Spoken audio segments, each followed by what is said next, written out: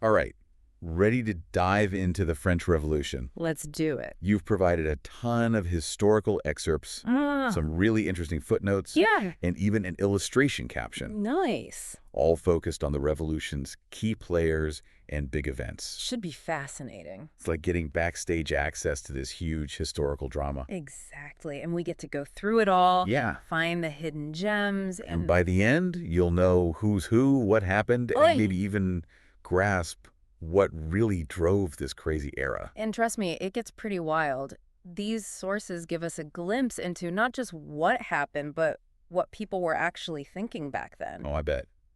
Speaking of wild times, let's set the stage. Right.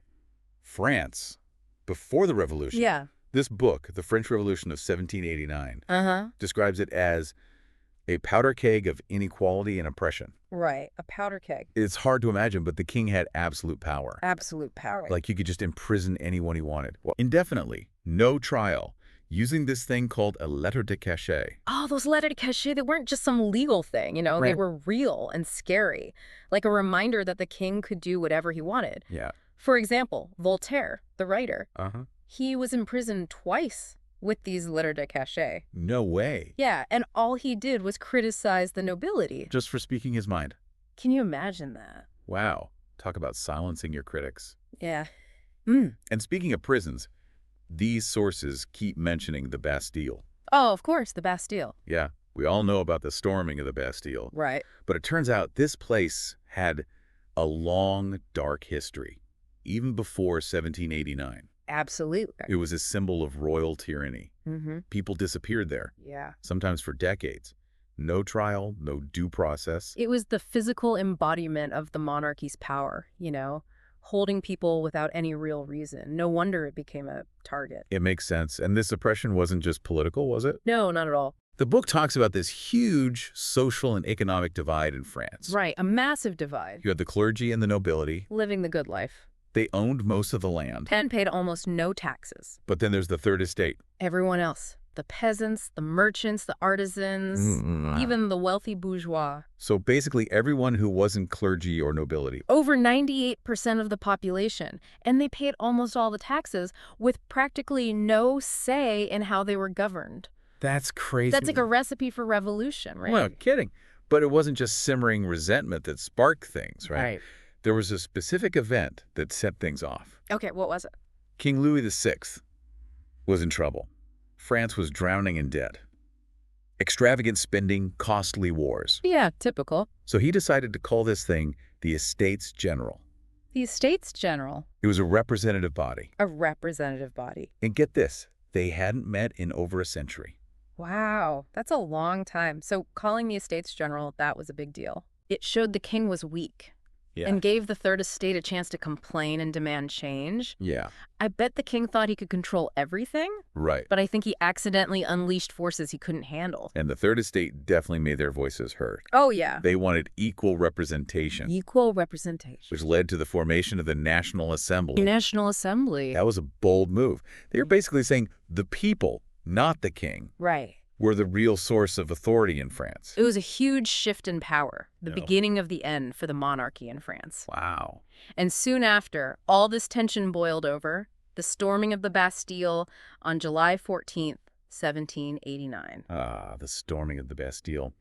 Our sources really bring this event to life. Oh, how so? There's this eyewitness account, Okay. describes the days leading up to it. Yeah. The crowd's getting bigger, rumors flying around. Right. You can practically feel the tension building. It wasn't just about a prison. It was about taking down the old regime. The Bastille was a symbol, and its fall sent shockwaves everywhere. And speaking of figures who send shockwaves, we can't forget the major players. Of course not. Our book dives into King Louis VI, Marie Antoinette, Mirabeau Lafayette. Oh, big names. They weren't just names in a history book, though. Right. They were real people right in the middle of this whirlwind. They were incredibly influential. Their choices shaped everything. Right. And they were all so different. Louis VI, good intentions, but couldn't make a decision. Right. Marie Antoinette, strong, but increasingly disliked. Yeah. Mirabeau, brilliant speaker, could sway a crowd, but controversial. Yeah. And Lafayette, Ah. an idealist who'd fought in America, now back in France, trying to navigate this crazy situation. It's amazing how their personalities clashed and shaped the revolution.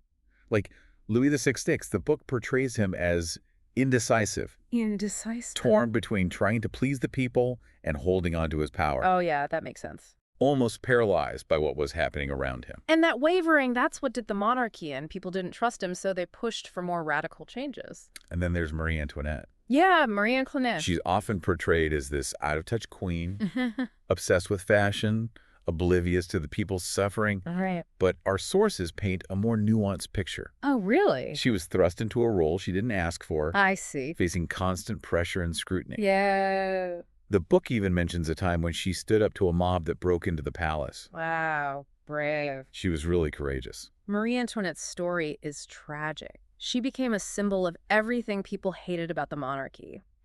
But she also showed strength in really tough situations.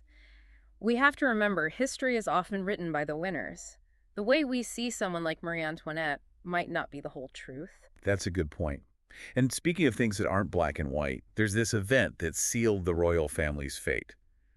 The flight to Varennes. Flight to Varennes. It's like something out of an adventure novel. They disguised themselves, snuck out of the palace in the middle of the night. Wow. They almost made it to the border, No way. but they were recognized and arrested. The flight to Varennes was a turning point. It confirmed everyone's suspicions that the king was against the revolution, Right. and it showed just how desperate they were. Yeah. They were prisoners in their own home, afraid for their lives. Things were already chaotic, but this just poured fuel on the fire. Yeah, it did. And it leads us to one of the darkest chapters of the revolution, the Reign of Terror. It's still chilling, even centuries later. The Reign of Terror, a time of violence, fear, paranoia. The revolution was supposed to bring freedom and equality, but it turned on itself. It's a reminder that revolutions, even with good intentions, Right. can turn into chaos and bloodshed. Absolutely. And before we get too deep into the Reign of Terror, let's talk about a particularly horrific event, the September massacres. Can you imagine the desperation and fear? The September massacres, where mobs attacked prisons and killed thousands. Yes. It's a terrifying example of how fear and paranoia can lead to brutality. It's unimaginable. It was mob violence, fueled by paranoia.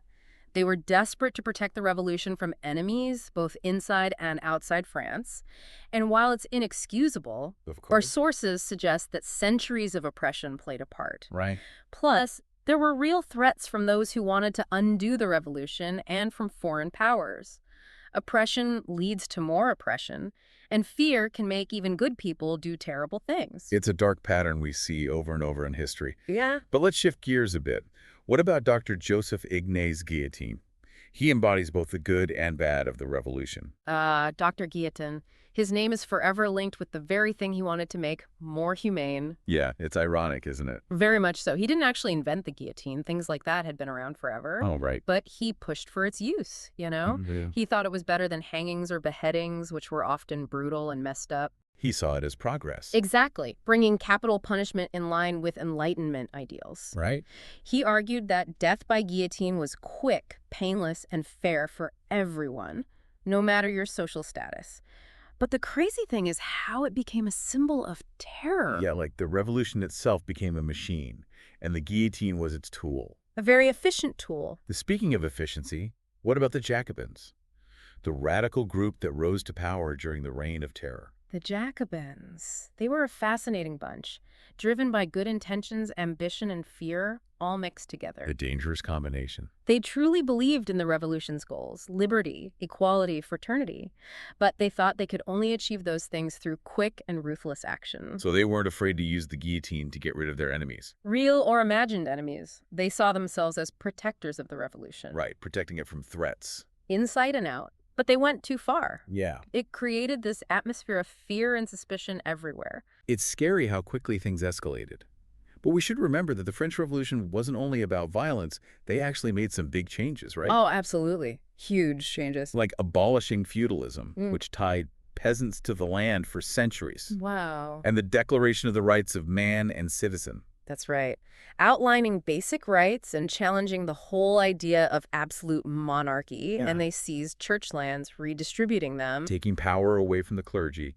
These changes were massive, right? Monumental. These ideas had an impact way beyond France. They inspired movements for freedom and equality all over the world. They laid the groundwork for democracy, challenging old hierarchies, and fighting for individual rights. It's proof that even in the darkest times, there can be hope and progress. Yeah, that push and pull between destruction and creation. And then there were those brief moments of unity and hope, like the Festival of Federation, celebrating this new era of liberty. The Festival of the Federation. Amazing, right? Yeah. A year after the storming of the Bastille, people came from all over France to celebrate. Wow. To show their commitment to a new, fairer society. Imagine that. Everyone dancing, singing, waving revolutionary flags. For a moment, it felt like the revolution's dreams were coming true. But that unity didn't last, did it? No, unfortunately not. The revolution was like a stormy sea, constantly changing. Right. Violence and division were always threatening to pull it under. And one figure who really embodies that is Georges Danton. Danton. He starts as this charismatic leader, urging people to fight tyranny, but then he gets disillusioned with all the violence. His story is fascinating. He was brilliant, a great speaker and politician, but also flawed. Ultimately, he became a victim of the revolution's internal struggles. Yeah. Remember his famous quote, Which one? "Audacity, more audacity, always audacity." That captures the spirit of the early revolution. But as things spiraled out of control, Danton started criticizing Robespierre. Right. Criticizing Robespierre and the violence. He could see the revolution was destroying itself and tried to stop it. But no one listened. Sadly, his opposition to Robespierre sealed his fate. He was arrested and executed in 1794, a victim of the very terror he helped create. That's so sad. It shows that even heroes could become victims of the paranoia. Danton's death marked a turning point. It showed that the terror was losing its grip, and a new figure was about to emerge. Napoleon Bonaparte. Oh. Napoleon. He comes in this ambitious young officer, Yeah. criticizing the Directory, promising to bring back order and glory to France. It feels like we're entering a whole new chapter. Napoleon's arrival changes everything. We're moving away from the chaos and into a new era. An era defined by his ambition and military genius. He was brilliant, charismatic, and a shrewd politician. And he was a product of the revolution himself. That's important. He rose through the ranks because of the changes brought about by the revolution. Right. Napoleon's rise was both a result of the revolution and a break from it. He would eventually become emperor, ending the revolution and starting an empire. It shows us that revolutions rarely go as planned. They're messy, unpredictable, and often end up very differently from what people imagined. And speaking of unintended consequences, let's go back to the Reign of Terror, to Maximilien Robespierre. Robespierre, the incorruptible. He's often portrayed as a bloodthirsty tyrant, the mastermind of the terror. But Robespierre was complex. He was a brilliant lawyer, a fantastic speaker, and completely dedicated to the revolution. He saw himself as a defender of virtue, protecting the Republic from its enemies. But his methods were brutal. His reign of terror is a dark stain on the revolution. Absolutely. Robespierre believed that terror was necessary. He said, "Terror is nothing other than justice, prompt, severe, inflexible." He was convinced he was purifying France, getting rid of enemies to create a perfect society. A true believer, convinced he was doing the right thing. But it led him down a dark path. It did. Our sources describe him as loving blood. Whether that's true or not, it reflects how much people feared and distrusted him, even other revolutionaries. It shows how power, even with good intentions, can corrupt. And in the end, Robespierre's terror led to his own downfall. He made too many enemies. Yeah. In July 1794, he was arrested and executed, the end of the terror. A fitting end. But the violence didn't stop there, did it? No, it didn't. The revolution continued, with different groups fighting for control. It just goes to show that revolutions are rarely neat and tidy. It makes you wonder if the revolution ever really achieved what it set out to do. That's a question historians are still debating. It definitely changed France and the world. Yeah. But the cost was enormous. It reminds us that even well-intentioned revolutions can have unintended consequences, and that the fight for freedom and equality is often dangerous and violent. It's a complicated legacy, full of both good and bad. But one thing's for sure. The French Revolution was a turning point. It shattered the old way of doing things and set forces in motion that still shape our world today. Yeah, it's a crazy period. After all that, all the upheaval and bloodshed, the Ah, revolution kind of turned on itself. it's almost unbelievable. You'd think after getting rid of the monarchy and making all those changes, people would be happy. Right. But instead, they're turning against their own leaders. What was going on? Well, it comes down to the difference between ideals and reality. The revolution promised a better life, freedom, equality, prosperity. Right. But for a lot of people, especially the working class in the cities, things didn't get better. Right. The economy was a mess, prices were skyrocketing, there wasn't enough food. Imagine trying to feed your family while the government is just talking about big ideas. So people were angry because they were struggling to survive. Exactly. And the sources actually point out that women were leading these protests. Really? They were the ones hit hardest by the economic crisis, standing in line for hours for bread, trying to make ends meet while their husbands were off fighting. It's a good reminder that revolutions aren't just about politics. They're about real people's lives. Absolutely.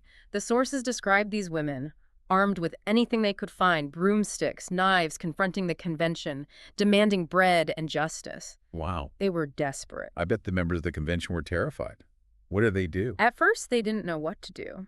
The mob even killed a deputy for fraud. Oh my gosh. They paraded his head on a pike in front of the president. It showed how powerful the mob was and how fragile the new government was. It sounds like things were about to collapse into total chaos. Yeah. How did they get out of that? Ironically, they were saved by the very group they created to protect the revolution, the National Guard. Really? This citizen militia, meant to defend the revolution, ended up defending the government from the people. What a turn of events. Yeah. That must have had a huge impact on the convention. What happened after that? Well, it made them realize that they needed a strong leader to maintain order and prevent things from falling apart. Okay. This led to the Directory, a group of 5 men who ruled France for the next few years. So from a king to a group of leaders and then back to a small group in charge, it seems like they were always trying to find that balance between freedom and control. Exactly. They wanted freedom and equality, but actually governing was really difficult. The Directory, even with good intentions, was weak and corrupt. They couldn't solve the economic problems or bring stability. And that's what opened the door for Napoleon. Right. Napoleon promised order and glory. It's like the revolution, even with its goals, accidentally created the conditions for its own downfall. So after all the fighting, the chaos, the brief moments of hope, what was the French Revolution's lasting impact? It was a huge turning point in history. It had a complicated legacy. Right. It destroyed the old ways, challenged authority, and inspired change all over the world. Like the Declaration of the Rights of Man and Citizen, which became a model for human rights everywhere. Absolutely. The revolution's ideals, liberty, equality, fraternity, are still powerful today. They remind us that people want a fairer world. Even though the revolution didn't create a lasting republic in France, its ideas spread and inspired other revolutions and reforms. It's like they were tearing things down, but also trying to build something better. And that's never easy. You're right. The French Revolution, with all its ups and downs, teaches us a lot. Yeah. It shows us the power of ideas, how fragile our systems can be, and how hard it is to create a truly just world. It's a story that keeps us thinking and wondering. And that's what's so great about history. It makes us question things, explore, and try to understand the past, present, and future. Well, thank you for joining us on this deep dive into the French Revolution. It was my pleasure. Until next time, keep those minds curious and keep those conversations going.